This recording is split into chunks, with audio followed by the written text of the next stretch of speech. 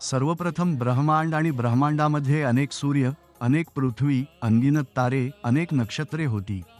तेव्हा एकही जीव नव्हता, जीवनाचा अस्तित्व नव्हता. ब्रह्मांडापासून पृथ्वी, सूर्य आणि चंद्र यांचा जन्म झाला. पृथ्वीवर जीवनासाठी अनुकूल वातावरण तयार झाले. एका जीवापासून अनगिनत जीवांची उत्पत्ती झाली. नंतर वनमानुष जीवातील सुधारणा करून मनुष्य झाला. मनुष्य अज्ञानी होता, त्याला फक्त पोटाची भूक होती आणि भुकेसाठी तो काहीही खात होता. नंतर ईश्वराने स्वतःचा अवतार घेऊन त्याचे अंश मानव रूपाने पृथ्वीवर पाठवले. त्यांनी संतांचा रूप धारण करून मनुष्याला योग्य जीवनशैली शिकवली. तसेच ईश्वराने विविध काळात त्याचे अंश विविध रूपात अवतार घेतले.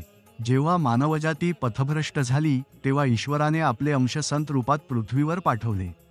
त्याच ईश्वराच्या अंशांपैकी एक अंश गौरंग चैतन्य महाप्रभूच्या 13व्या पिढीत परकाय प्रवेश करून कार्तिक अमावस्येच्या रात्री मेंदनी मंडल जिल्हा ढाका येथील एक वैदिक ब्राह्मणाच्या घरी जन्माला आले. त्यांना वीरेंद्र चक्रवर्ती आणि श्री श्री बालक ब्रह्मचारी या नावाने जगाने ओळखले. त्यांनी रामनारायण राम या अष्टाक्षरी बीज मंत्राचे स्पष्ट करून दिव्य ज्ञानाचा प्रकाश जगभरात पसरवला.